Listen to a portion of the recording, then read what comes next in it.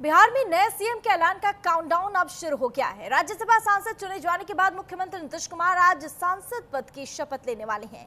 उन्होंने साफ कर दिया है कि अब वो दिल्ली में ही रहेंगे। उधर बीजेपी ने भी बिहार में अपना पहला सीएम चुनने की कवायद अब शुरू कर दी है। बिहार के दोनों उप मुख्यमंत्री सम्राट चौधरी और विजय सिन्हा भी दिल्ली में है, जहां पर आज एक अहम बैठक बुलाई गई है और इन दोनों के अलावा कुछ और नाम भी सीएम पद के लिए सियासी फिजाओं में तैर रहे हैं। देखिए कौन कौन है सीएम पद की रेस में।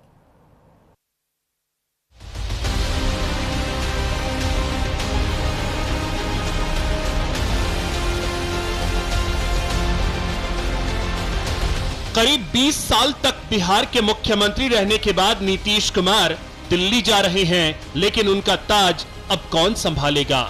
बिहार में बीजेपी का सबसे पहला मुख्यमंत्री कौन होगा, इस पर कयासबाजी जारी है।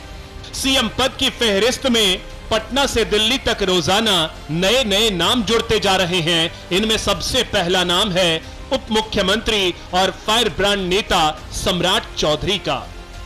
दरअसल बिहार विधानसभा चुनाव के दौरान केंद्रीय गृह मंत्री अमित शाह जब सम्राट चौधरी के लिए प्रचार करने तारापुर आए थे, तो उन्होंने जो संकेत दिया, उससे सम्राट चौधरी इस दौड़ में सबसे आगे निकलते दिख रहे हैं।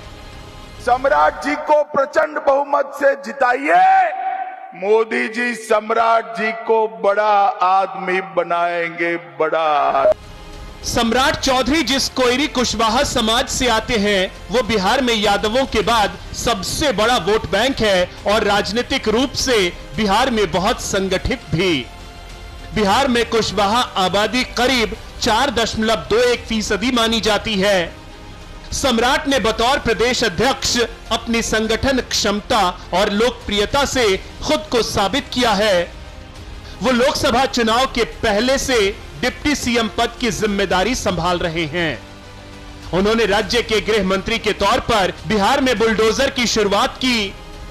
नीतीश कुमार के साथ साथ उनका बीजेपी के केंद्रीय नेतृत्व के साथ बेहतरीन तालमेल है, इसीलिए उनको पश्चिम बंगाल विधानसभा चुनाव में बीजेपी के स्टार प्रचारकों में शामिल किया गया है।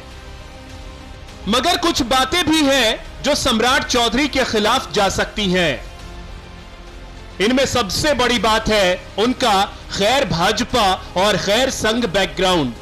अपने राजनीतिक सफर की शुरुआत उन्होंने आरजेडी से की थी और बीजेपी में शामिल होने से पहले वो जेडीयू में भी रह चुके हैं। इसके अलावा नीतीश कुमार जिस कुर्मी कोयरी कुशवाहा समीकरण के बूते बिहार में राज करते रहे हैं, सम्राट चौधरी भी उसी समीकरण से आते हैं। ऐसे में बीजेपी को मजबूती से वोट देने वाली सवर्ण लॉबी चाहती है कि बिहार में केवल सीएम ही नहीं बदले, बल्कि सत्ता का समीकरण भी बदलना चाहिए। इस लिहाज से दूसरे डिप्टी सीएम विजय सिन्हा का दावा मजबूत बताया जा रहा है, हालांकि वो खुद को दौड़ से बाहर बता रहे हैं। सीएम के रेस में सर भी हैं, सीएम के रेस में सर भी हैं। कौन सर हैं? आप सर? मैं नहीं हूं, मैं सेवक के रेस में हूं, बाकी किसी रेस में नहीं हूं। एबीवीपी से अपने राजनीतिक जीवन की शुरुआत करने वाले विजय सिन्हा इस वक्त बिहार में बीजेपी का भूमिहार सवर्ण फेस है। वो 5 बार विधायक रहने के साथ नेता प्रतिपक्ष और विधानसभा अध्यक्ष जैसी बड़ी जिम्मेदारी संभाल चुके हैं। इसके अलावा नीतीश मंत्रिमंडल में अलग अलग मंत्रालय उन्होंने बहुत कुशलता से संभाले और लैंड रेवेन्यू से जुड़े कामों को लेकर विरोधी भी उनकी तारीफ करते हैं। मगर बिहार मोटे तौर पर मंडल की राजनीति की प्रयोगशाला माना जाता है, जहां की राजनीति 90 के दशक से अब तक ओबीसी नेताओं के इर्द गिर्द घूमती रही है। ऐसे में बड़ा सवाल यही है कि पिछड़ों की गोलबंदी वाले बिहार में क्या बीजेपी एक फॉरवर्ड कास्ट के नेता को मुख्यमंत्री बनाने का जोखिम ले सकेगी? इन दोनों के साथ सीएम पद के दावेदारों में केंद्रीय गृह राज्य मंत्री नित्यानंद राय का भी नाम लिया जा रहा है। नित्यानंद राय गृह मंत्री अमित शाह के भरोसेमंद हैं और यादव बिरादरी से आते हैं। उन्हें सीएम बनाकर बीजेपी आरजेडी के कोर वोट बैंक में सेंध लगा सकती है, लेकिन यही बात उनके खिलाफ भी जा सकती है।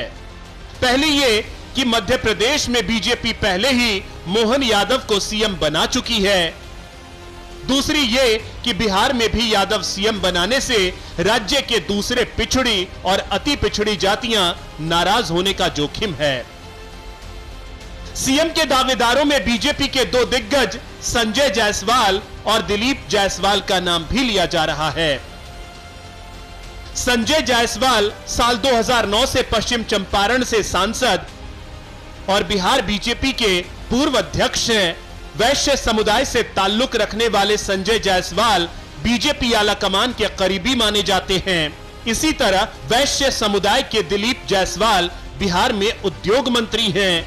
बीते विधानसभा चुनाव में एनडीए की ऐतिहासिक जीत के वक्त बीजेपी के प्रदेश अध्यक्ष भी वही थे। ये दोनों नेता लो प्रोफाइल हैं, मगर दिल्ली में वैश्य समुदाय से रेखा गुप्ता सीएम हैं। इसलिए वही सवाल कि क्या बीजेपी दूसरा वैश्य सीएम बनाएगी। इन सब के अलावा एक समीकरण यह भी है कि देश में बीजेपी के 12 मुख्यमंत्री हैं, जिनमें से कोई भी दलित नहीं है। अगर बिहार में बीजेपी अपना पहला मुख्यमंत्री किसी दलित को बनाने का फैसला करे तो एमएलसी जनक राम की लॉटरी भी खुल सकती है। जनक राम बिहार में बीजेपी का दलित चेहरा हैं। वो बिहार में मंत्री और गोपालगंज से सांसद रह चुके हैं। रविदास समुदाय से आने वाले जनक राम लो प्रोफाइल नेता हैं, जिन्हें संगठन का आदमी माना जाता है। बिहार के मुख्यमंत्री के दावेदारों में इन सब के नाम हवा में तैर रहे हैं, लेकिन प्रधानमंत्री नरेंद्र मोदी और केंद्रीय गृह मंत्री अमित शाह अपने चौंकाने वाले फैसले के लिए जाने जाते हैं। इसलिए नया मुख्यमंत्री इन्हीं नामों में से कोई एक बनेगा या कोई नया नाम आएगा, इसकी भविष्यवाणी कोई नहीं कर सकता। Bureau report, news India. खबरों में आगे बढ़ेंगे, इस बीच एक और बड़ी खबर